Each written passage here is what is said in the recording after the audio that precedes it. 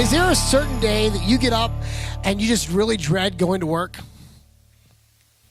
I mean, you just dread. Maybe it's Mondays because it's like, oh, it's Monday again. Or maybe it's Tuesday because Tuesday has like the 3-hour staff meeting that you want to just, pull your eyeballs out and leave them on the table, then run away. That's just gross. But, I got to tell you, for me as a youth pastor back in the day, I dreaded going to work on Thursday mornings. I dreaded it. And I got to tell you, we used to pick up over 100 kids. We'd go all over the city of Cleveland. We had several buses that were out there picking up these kids, and it was a great time. And I don't really regret any of those moments. In fact, here's a picture of our bus. You see, Thursday mornings for me was something that I really dreaded because of things something called a voicemail. And our church had this voicemail that it hated my guts. I'm just going to say it did, because every Thursday morning it was always full of somebody that had something to say about my driving. You see, when our church decided to buy this bus, they put the church telephone number on the side of it in really big letters. And you say, well, Pastor Bob, are you saying you're a bad driver? No. You see, when you're driving a 1987 school bus through the crowded city streets of Cleveland, which, by the way, most of them are still cobblestone, okay? And they're so narrow that you can literally fit down the middle. And then when people park along the side of the street, there's times you have about this much room on either side to navigate through these city streets. So when you meet somebody that's already frustrated and you delay them in wherever they're going, they get even more frustrated. And when they see that number, they share their frustration. And they pull out their cell phone and they start calling and complaining about your driving. So it was a ritual. It was a regular thing that I would go into work on Thursday morning,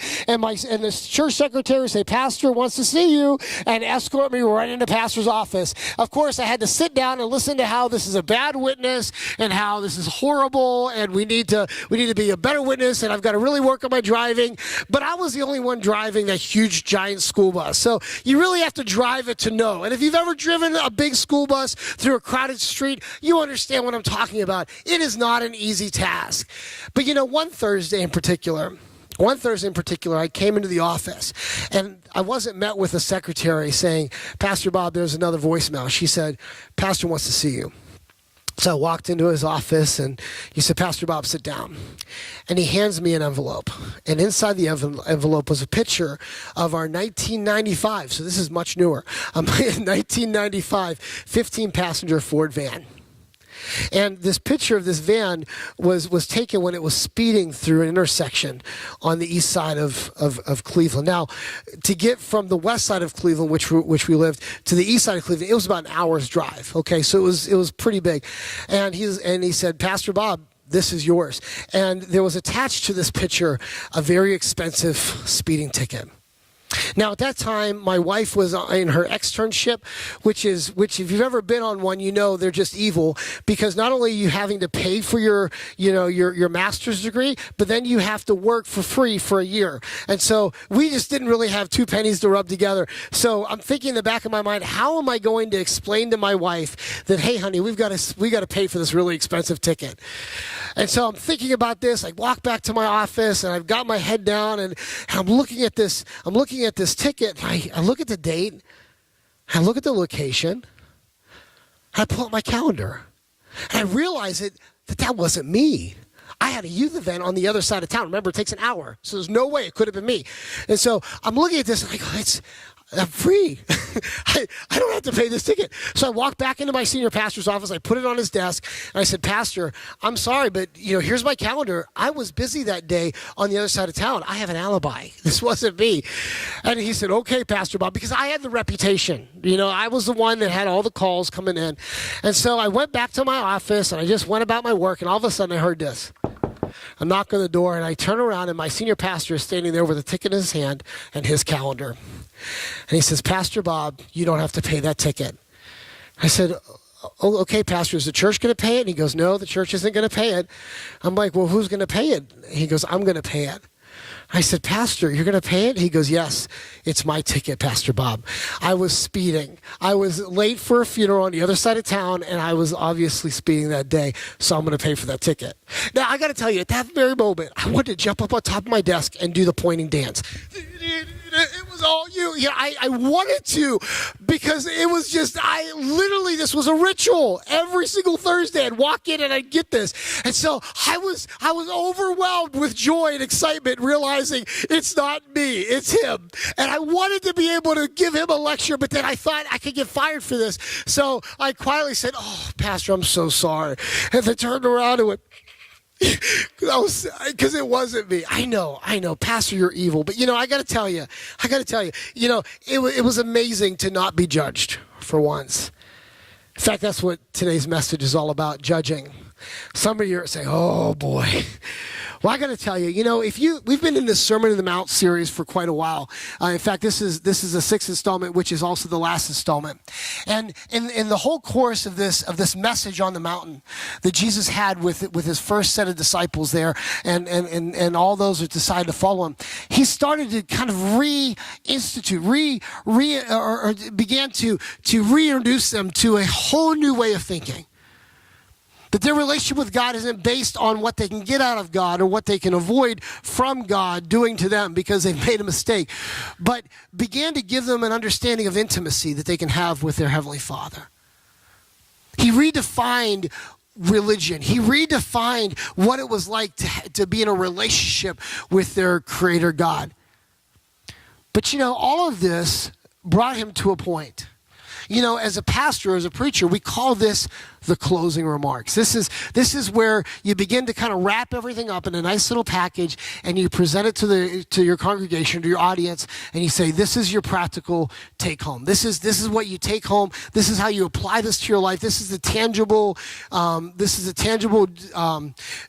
Nuggets of truth that you've been looking for in this entire message. This is yours." And this part of our text today is that closing remark. It's Jesus wrapping it all up, because there's one thing that if we don't get as believers, if we don't get as followers of Jesus Christ, as Christians, it's gonna mess us up. It's going to mess us up. It's going to mess up our families. It's going to mess up our church. And it's definitely going to mess up our world. And so Jesus focuses in the closing remarks. So if you have your Bibles, open them up to Matthew chapter 7, verses 1 through 5. By the way, if you're following along today, or you have your Bible app, you can click on events and then find the church. It should be listed there as far as live events, so you can also follow along with the notes right with your YouVersion app. Do not judge others, and you will not be judged. Is the same standard that you will be judged. And why worry about the speck in your friend's eye when you have a log in your own? How can you think of saying to your friend, "Let me help you get that speck out of your eye," when you can't see past the log in your own eye? Hypocrite. First get rid of the log in your own eye, then you'll be able to see well enough to deal with the speck in your friend's eye. What Jesus is talking about here is what I believe is part of the moral law. What he's saying here is there's this cause and effect, this thing called judgment that we as a society deal with. When you think about it, there's this part of us that really hates, that really loathes somebody looking at us and saying, "You're not good enough. You're not smart enough. There's something wrong with you." In fact, if you've ever been judged, you know what I'm talking about. You just want to crawl in a hole and just wait for the entire world to just go beyond you. Maybe it's sitting in the office with your boss, and your boss is critiquing you or giving you their annual review, and it's instead of an annual review, it's more of like an annual bashing of your performance, and you hate it, or maybe you've got that person in your life that seems to always have a laundry list of all the things you're not doing good enough. You just don't want to be around that person. When that person calls on the phone, you just want to run and hide. Maybe you have the person in your life that comes into your house when they come to visit, and they put on the white gloves and they check for dust. You don't want to be around that person. Nobody likes to be judged, especially going into the office on a Thursday morning and having your voicemail tell you all the things you're doing wrong. No one likes to be judged. In fact, there's a study that was done by this psychologist. His name was Maslow's, and he came up with 5 hierarchy of needs. If you ever read these things, you would have seen that out of all of these, there was really only one that specifically dealt with physical comfort. Okay, so that's food, that's shelter. The rest of these 5 needs, so 4 out of the 5, deal specifically with our fear of being judged by other people.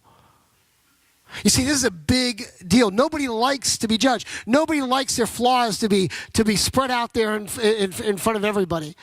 Everybody that experiences this, you know what I'm talking about. It's like this part of you that just says, you're never going to make it. And that in turn reflects upon your confidence, the way you look at the world around you, the way you interact with each other.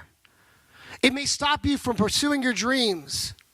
It may stop you from not just surviving, but thriving in the environment that you live in. Instead of being a great parent, you're a good parent because you're afraid of failing your kids. Instead of being an awesome spouse, you're an okay spouse because you're afraid of being vulnerable, because you're afraid of being hurt again.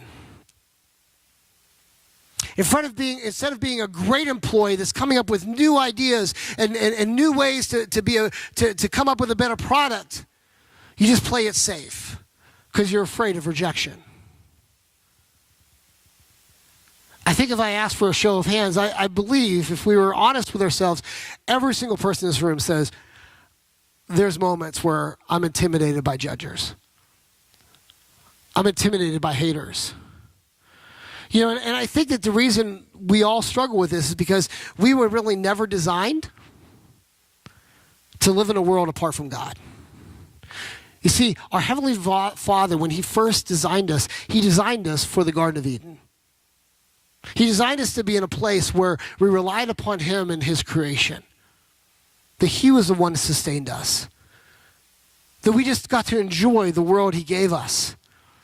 But you see, there was a point in time where humanity looked at this and looked at what God had given us and saw what he had held away from us because He gave us free will. And He said, listen, you can have anything in here, but I'm going to give you a choice. If you don't want this, if you don't want what I'm offering, if you want me to be able to be the one to take care of you and to have your needs met, if you still want to do what you want to do in life and just ignore me, you can have this tree. You can have a fruit out of this tree. But if you do, I just want you to know it's all done. So humanity went and they took a bite of that apple, and immediately what was the effect of it? They felt shame. I believe it was in that moment that judgment entered the world. And what do they do when they felt ashamed? They quickly looked for something to cover their nakedness. And I believe that most of us here find ourselves doing the same thing every day. We mess up. Nobody's perfect. If you're perfect, wow, tell me how you did it. Because nobody is perfect in this world. Everybody makes mistakes. Even if you're really good at hiding those mistakes, you're still making them. Because everybody fails. And I feel that this judgmental spirit, this idea of somebody looking at somebody else and saying you're not good enough, it causes us to miss so much of not just our life, but our life with God. You know, in fact, if you look at it, Jesus even goes further on in this text where he begins to say the way you judge others, it'll come back. You will be judged by that same level of judging. You know, society looks at that, and different religions have called it different things. Some religions call it karma, plurality. But you know, I believe this is a cause and effect. This is remnant left over from God being a righteous God created the heavens and the earth. And when He did that, He created a place, an atmosphere where the way you treat others is going to be the way others are going to want to treat you. I believe that that's simply just the way God created it because there has to be a way to keep humanity in check. Could you imagine if we ever lived in a world where you were above scrutiny? That you could do anything you wanted to do and nobody could ever say, this is something about your character? Could you imagine living in a world that you could do anything and say anything to anybody and it will never affect you? There would be such an arrogance that would rise up within inside of you that you would become a tyrant. In fact, we've seen snippets of that throughout our history. Somebody gets so removed from the populace that they become a tyrant because there's no more accountability. You see, I believe that God gave us this gift to help us to be able to see that there has to be a responsibility that we take on for ourselves. That this isn't the way we are supposed to live in our world. That this isn't the way God designed us. God did not design us to live in a world full of judgment and hatred. But I think if you look around today, you'll see that that's exactly what our world is in. In fact, more so than ever, in fact, in my 40 plus years that I've been alive, I've never seen this much hatred in the world. I've never, in all my years. And I'm sure I'm not the only one that would say that. You know, it's scary out there. It's scary in here. It's scary in social media, on your phone. There's bullies everywhere.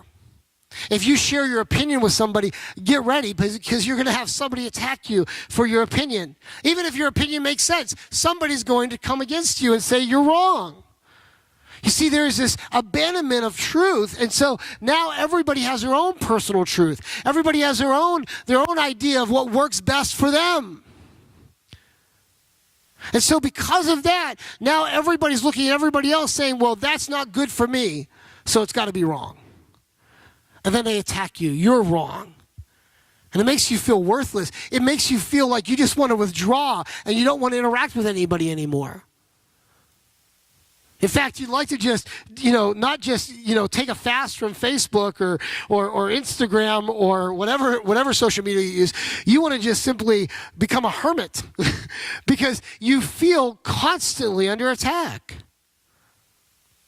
And I believe that this isn't something that's just happening naturally. I don't believe this is simply just an organic thing that happens within creation that God had made. I don't think this is God's plan to go and make to have a world where this much hatred exists. I believe this is coming from the enemy because I believe as the enemy can keep us to ourselves and the enemy can get us to the point to where all we want to do is focus on what's best for us, that we no longer care about anybody else. And I believe this is why Jesus saved these remarks for his closing, because he wanted to help us to understand that the greatest enemy the Christians have to face, is pride. Because once pride enters our life, it destroys everything from the inside out. Jesus later on in John chapter 8, verses 1 through 11, he has this interaction with a woman that's caught in the act of adultery. Now, you may notice that it's just the woman that's caught in the act of adultery. But last time I checked, doesn't it take two to tango? It doesn't say anything about the guy. So it's just the woman. So already it's skewed. But we're not going to get into that. This is a whole other message for another day.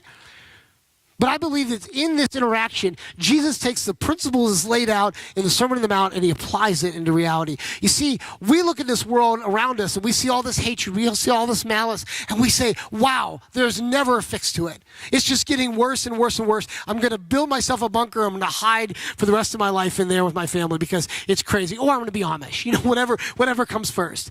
But there's a mentality that you just want to run away from because there's no fixing it. But Jesus lays out right here in this text a practical application of love. He shows us there is a way to reverse the degradation of the world that we see. There is a way to stop this dissolving of life itself and restore hope. Hope in humanity. Faith in a God that is bigger than the problems. Love that is so unconditional that it can look past what others can do for us and give us the opportunity to think what we can do for other people. So let's read this. In John chapter 8, verses 1 through 11, it says, Jesus returned to the Mount of Olives. But early the next morning, he was back again at the temple. A crowd soon gathered, and he sat down and taught them. As he was speaking, the teachers of religious law and the Pharisees brought a woman who had been caught in the act of adultery. They put her in front of the crowd. Teacher, they said to Jesus, this woman was caught in the act of adultery. The law of Moses says to stone her. What do you say?